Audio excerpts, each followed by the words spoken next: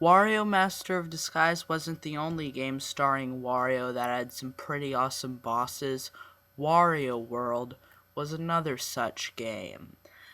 Just like last time, I'll be ranking these bosses from my least favorite to my favorite, it covering every single boss in the game. So yeah, as you guessed, it'll be just like last time.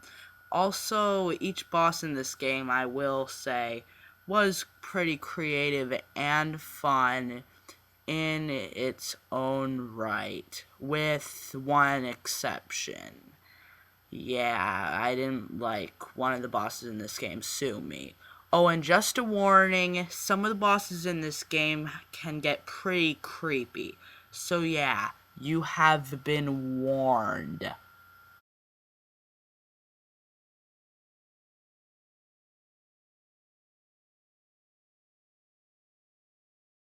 The Black Jewel has got to be the most repetitive final boss I've ever faced. What you have to do is smash the crystals that go into the ground to hit it, and then once they all hit it, you go up to it, pick it up, and perform one of your special moves on it. You have to, while it spits lasers, fire lasers at you, you have to break all the crystals.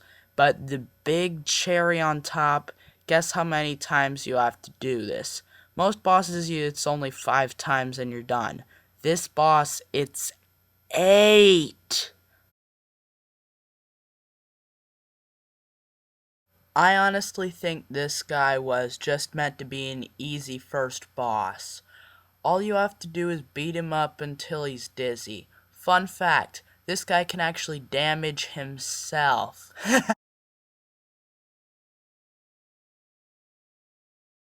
Here we come across another boss with no name. This guy will just shoot spike balls at you and bury underground, and you just have to go up to him and keep punching him to knock him out. Yeah, that's pretty much the gist of this battle. He can also take out 2 scythes to attack you with. Fun fact, this is the only real boss in the entire game you fight multiple times.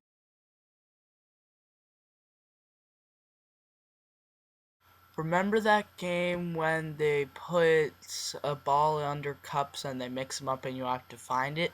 They made a boss out of it in Wario World. Basically, you just have to attack Mean MC until he gets under a cup. Once he does that, the 3 mysteriously disembodied hands will mix the cups up and you have to find the right one. Punch the right cup and it lifts up, but there's no one there, so you have to punch the cup when it's in the air to make the Mean MC fall out. Also, I don't know if anyone else thought this, but to me the Mean MC always kind of looked like a pickle.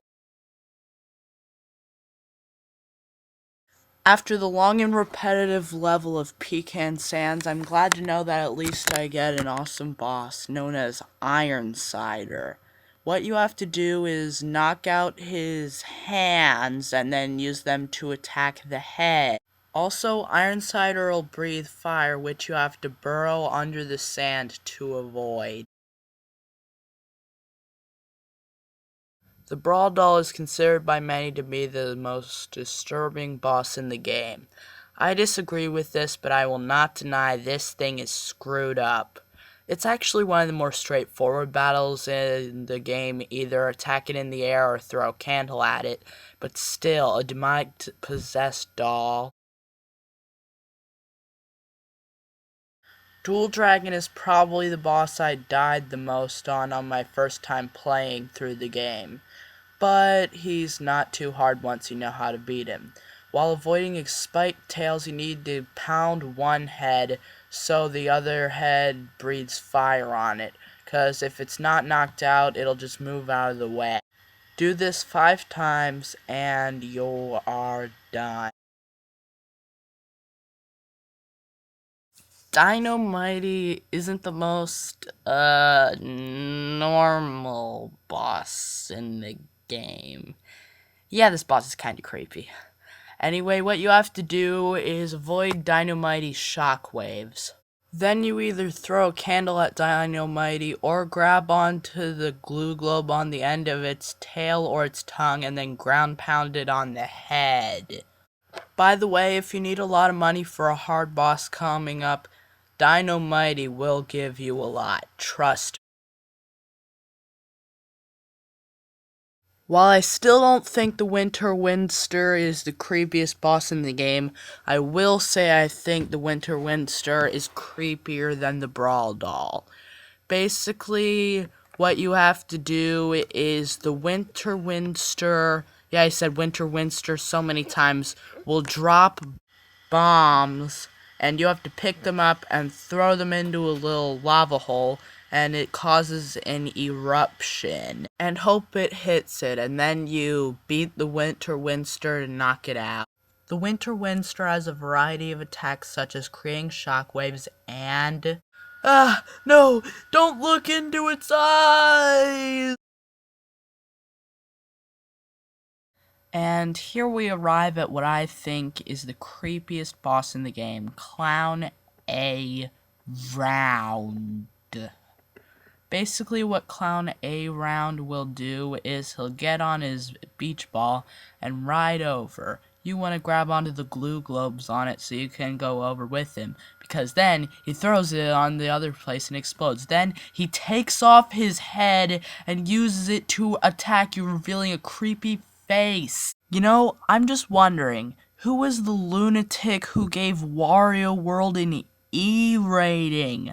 I mean, that is not for everyone. I mean, I'm making a kids game. What are some good ideas for bosses? Oh, I know. How about a demonic possessed doll, a bobblehead with frostbite that tries to fill you up with air, and a clown that takes off its head.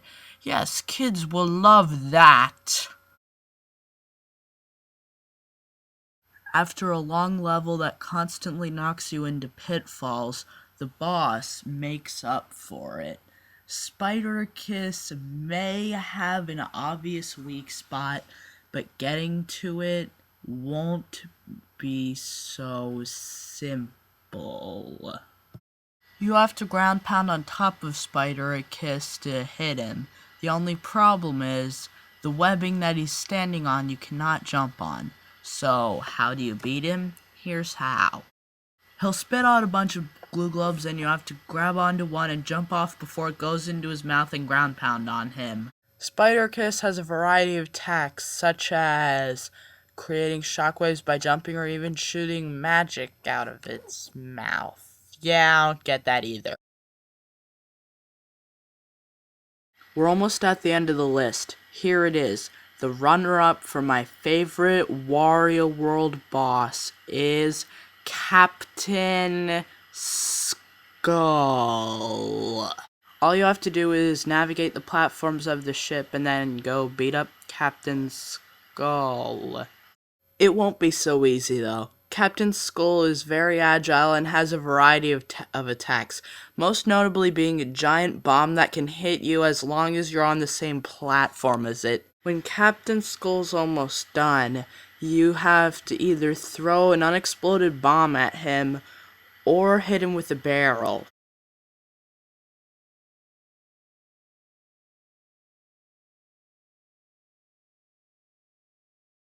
Picture this, you're standing on a mesh platform inside a volcano when there's some weird cow dude outside, and for some stupid reason he jumps on the platform, sinking it into lava, and then he flexes muscles for some reason.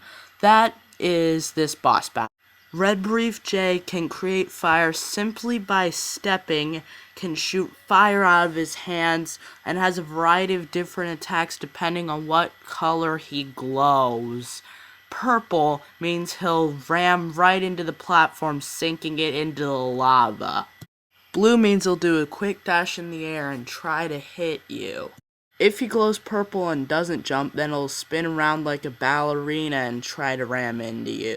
What you want to wait for him to glow is orange, because then he'll do a series of dashes, 1 if you haven't hit him, 2 if you've hit him once, etc. When he stops, you have to ground pound the platform to send him into the lava. Apparently this guy can survive lava because he's still going after that. Also, this guy's death scene is worth a mention. It's hilarious. He falls into the lava and then survives it, jumps out, and then just passes out.